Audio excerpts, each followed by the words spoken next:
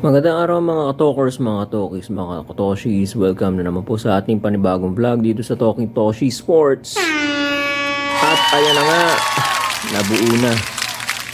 Nabuo na ang cast, ika nga nila.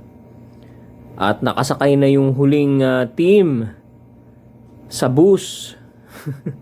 Marangkada na yung bus papuntang quarterfinals, ang bilang unang stage ng playoffs ng Philippine Basketball Association Season 49 dito sa kanilang Commissioner's Cup. Alright. So, dire-diretso na ito, no? Kamakailan at nanalo na nga ito sa playoff match, knockout match. Itong Magnolia laban dito sa NLEX, no? At dahil nanalo ang Magnolia, sila ngayon ang mananalo o sila ngayon ang lalaban kontra dito sa Northport Batang Pier na number 1 sa ating standings, ano? Okay. So, ang mga matches na pala natin, ano? Unahin natin dito sa may twice to beat, saka may twice to beat advantage at saka twice to win disadvantage. Okay? Northport Batang Pier versus Magnolia Timplados Hotshots. At yung pangalawang twice to beat, TNT Tropang Giga versus Hong Kong Eastern. So ang Northport at saka TNT Tropang Giga may twice to beat advantage over Magnolia Hotshots and the Hong Kong Eastern team, ano? So, sila yung merong advantage dyan. So, isang panalo na lang nila.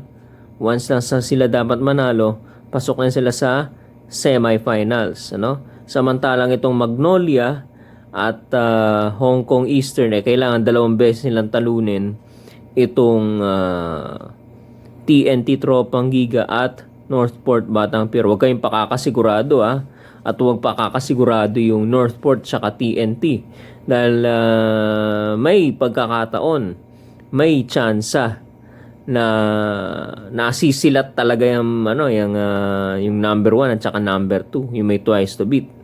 Okay? Pag maganda ang performance at sabi nga nila peaking at the right time, pwede kayong talunin ng 2 beses niya na nangyari na yan, ano? Okay? Although maliit ang porsyento, pero may pwedeng mangyari, no? At sana naman wag mangyari sa Northport at sa TNT yung percentage na yon. Yung kakaunting percentage na yun, wag naman silang masali doon. Okay? So magiging exciting ang laban nito. Okay? Ang Magnolia kanina, no? Kalain nyo, no? Magnolia pa pumasok. Okay? Ako ang tingin ko doon NLEX, no? Kaya lang Bokya yung import ng NLEX kanina, si Watkins, ano? Hindi nag-produce. Si Berto lang ang gumawa, no? Si Berto lang ang gumawa doon sa team nila. 1-2 punch yun. Okay? Kailangan tandem sila. Si Berto lang gumawa. Yung iba pa hindi pa gumawa, hindi pa nakatulong, wala. Tambak sila ng Magnolia kanina. Mga 21, 22 yata ang pinakamalaking lamang ng Magnolia kanina. Akalain yung Magnolia pa pumasok. Si Chito Victolero pa pumasok, ano. Yung nakakatanggap pa ng napakaraming bash. At madalas nating binablog dito, yung pa nakapasok sa semifinal, sa quarterfinals, ano. Well, tingnan natin. Maganda ang peaking time nga, ika nga nila, ng Magnolia, no? Pagkatapos nilang makalasap ng ilang talo, may resurgence na tinatawag. Nakakabawi ngayon sila. Ngayon, tingnan natin kung madadala nila itong pagbawi nila. Okay? Pagdating ng quarterfinals laban dito sa Northport, ano? Itong Northport, mga kababayan, hindi tayo sanay na number 1 or nasa playoffs, no? So titingnan natin ngayon ang chemistry nila, uubra ba no? Over sa experience. Masasabi natin, ano? Eksperyensyado itong Magnolia pagdating sa playoffs. Kasi ibang level na to, hindi na to elimination, ano? So, tingnan natin kung ano ang magiging resulta nitong laban na to, no? Karamihan kasi doon wala experience sa playoffs, ano? Sa Northport. Although isa lang ang kailangan nila. Okay? Pero ang Magnolia may laban dyan, ano? Ako, nakita ko may laban dyan. Kaya lang medyo mahirap, 2 beses, ano?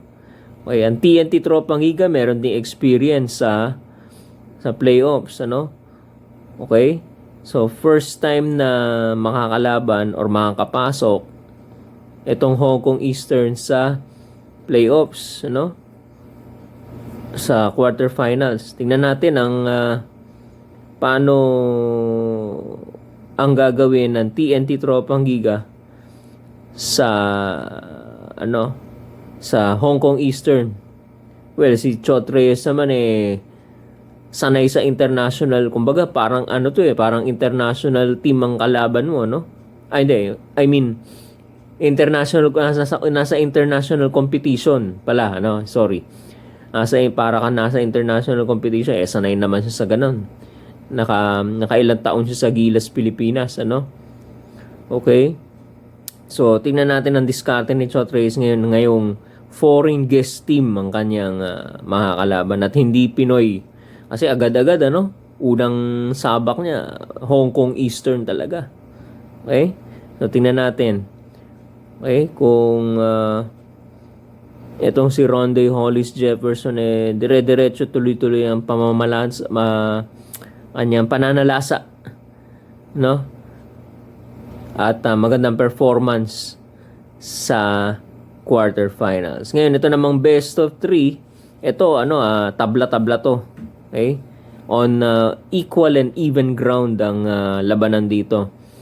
Converge versus Rain or Shine. Okay? Converge versus Rain or Shine tayo, no? Ang Converge, no? Ipinapanalangin na sana mabilis na yung recovery ni Justin Arana para mas lumakas pa sila. Okay, although they have Stockton, si Baltasar, si Sean Winston, at iba pa, okay,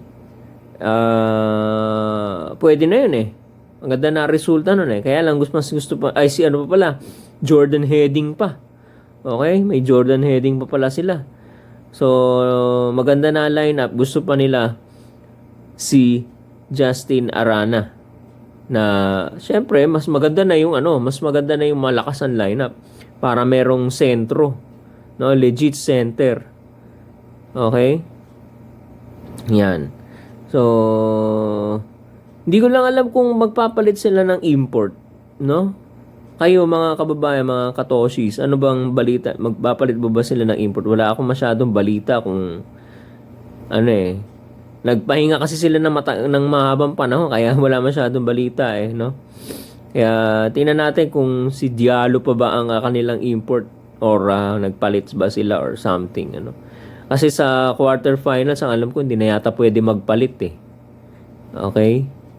Yan. So, abangan natin mga kababayan. Sana maging healthy na ito si Justin Arana, Para maganda laban, Para hindi sasabihin ng iba na, kaya lang naman kayo nanalo sa Converge Para hindi sabihin sa Rain or Shine, Na kaya lang naman kayo nanalo sa Converge, wala si Justin Arana. Para maganda parang kalaban mo San Miguel, wala si Junmar Fajardo. Okay, kaya lang naman kayo nanalo sa San Miguel dahil wala si Junmar Fajardo. Hindi, lagay nyo si Justin Arana dyan, Sana maging healthy siya tapos laban, Okay, so palagay ko naman kakayanin ng Rain or Shine yan, Yung kanilang fast break team, Fast break team, yung kanilang pagtakbo, okay? Fast-paced plays, okay? yeah, run and gun plays, yung kanilang game in transition. Yan, takbuhan kasi ang laro nitong Rain or Shine no? Kasi mga karamihan, guardia, small forward, wingman. So takbo ng takbo ito, sanay sa takbuhan. So tignan natin kung gagamitin ni Coach Yeng Giao ang advantage na to, matatawag nating advantage laban dito sa Converge na medyo nasa medium size na malalaki, no? Although may mga mabibilis din sila, pero nagre-range siya sa medium to large, ang height, ang laki, no? Ang size, I should say, ang size ng ng Converge. Pero itong Rain or Shine, may malalaki rin ko, pero kadalasan takbuhan to maliliit. Asistio, Nokum, Karakot, yan, Santillan. Okay? Ito si Jonard Clarito, no? Yan, si Clarito. So, tingnan natin. Okay? Kung yung fast break or fast paced type of play ng Rain or Shine ay uubra dito, o sino mananig, yung bang bilis o yung laki, no? Yan. Okay, so tingnan natin. Ito namang maganda rin ang laban nitong best of 3 nitong susunod, Meralco Bolts versus Barangay Ginebra. Medyo naaga ang rivalry, ang laban ng magkaribal. Okay, alam naman natin ang history nitong Barangay Ginebra at saka Meralco, no? Although hindi na tong si Allen Durham ang import ng Meralco, okay, pero may laban pa rin sila. Hindi ko lang alam nga kung kasi lately yata nag-all Filipino ang Meralco, no? Ang state of health nitong si Mitchell. Okay? So titingnan pa rin natin kung ipaparada pa rin ng Meralco. Gagamitin pa rin nila nitong si Mitchell, Okay? Alright. Pero nandiyan pa naman si Cliff Hodge na magpapakamatay sa bola.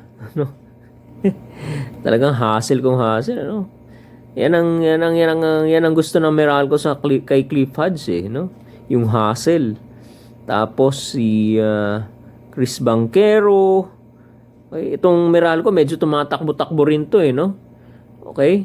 Okay, tingnan natin ito kung ang Barangay Ginebra naman kasi tumatakbo rin, pero madalas half court setup sila dahil gusto nila i-set up ito si Justin Brownlee,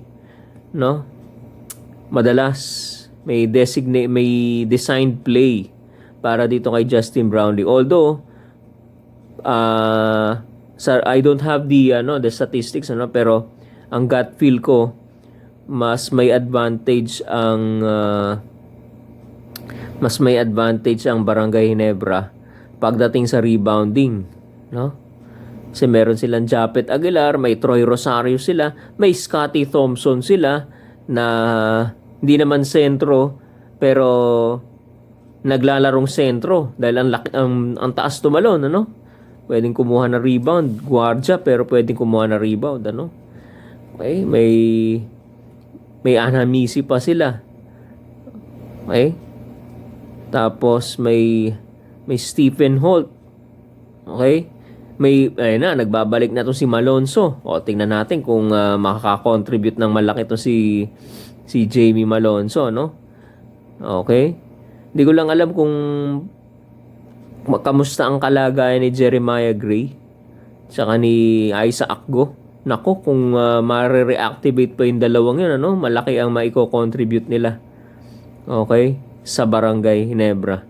Okay, although may laban din naman itong si Meralco, nandiyan pa pala si Chris Newsome, Okay, yung go-to guy, local go-to guy ng Meralco. Isa sa mga local go-to guy ng Meralco. Si Alain Maliksi hindi pa rin naglalaro.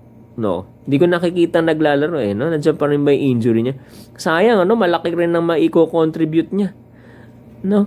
Ang ganda ng laro niya nung Philippine Cup versus San Miguel So malaki rin na may ko-contribute niya kung maganda na ang state of health niya. Kung makakabalik na siya Okay, si Raymond Almasan okay din naman Sino ba sa Meralco? Si Cliff Hodge nabanggit na natin si Chris Newsome ito si Bong Quinto. Maganda rin ang laro nito. Outside shooter din to Si Si Aaron Black Okay, ayan kasi nung Philippine Cup hindi siya naglaro, injured siya So makikita natin sa playoffs itong si Aaron Black. Tingnan natin. Okay. So sino pa ba mga katoswis? Banggitin nyo nga dyan sa comment section mga kababayan, tulungan nyo po ako. Hindi naman natin na lahat alam Okay. So pero maganda tong lalabas na playoff series nitong dalawang pares na to. Rain or Shine versus Converge, Meralco versus Barangay Ginebra, rekindle their rivalry. 3 games yan at the most. O hindi. 2 games kung hindi aabot ng game 3, syempre. Okay? Pero maximum of 3 yan. Race to 2. Ika nga nila, So, yan. So, yan mga kababayan. Kompleto na ang mga actors and mga artist sa play natin sa ating pelikula. Okay, ika nga nila. The cast is complete. Okay? At nakasakay na nga itong Magnolia sa bus. Dahil inaabangan na lang sila nung 7, isang upuan na lang ang available. At nakasakay na at umarangkada na itong bus papunta sa playoffs sa quarterfinals. First initial phase ng PBA Commissioner's Cup playoffs. Sa mga bagong pasok, kikiusap po ako. Paki-subscribe po yung ating YouTube channel. Talking Toshi Sports. At nandyan na rin po yung link ng ating Facebook page, Talking Toshi TV. Paki-click na lang po para ma-redirect po kayo sa ating Facebook page. Follow and like po natin ang ating Facebook page, Talking Toshi TV. Alright, pareho po natin supportahan yung ating mga social media accounts. Maraming salamat po sa panonood. Hanggang sa muli po, paalam at magandang araw po.